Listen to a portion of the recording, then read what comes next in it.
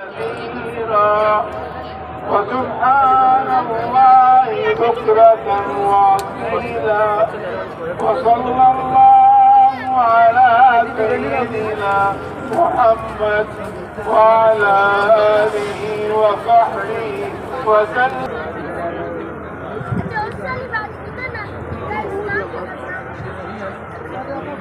الله أكبر الله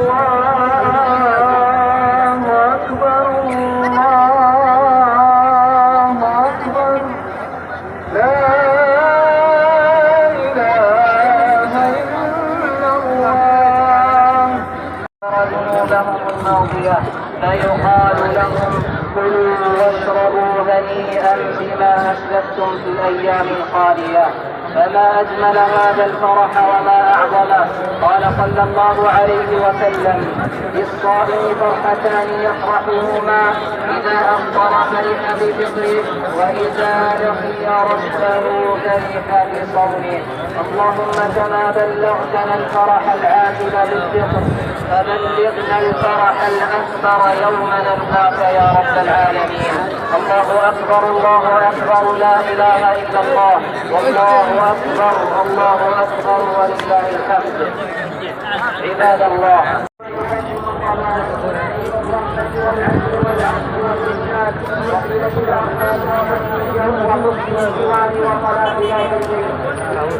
والعفاف وكل مكارم الأخلاق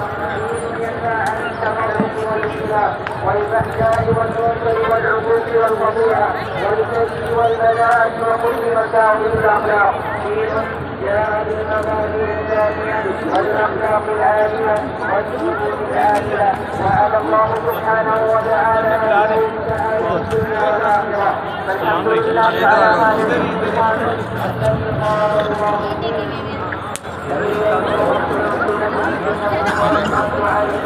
الله إخوة الإسلام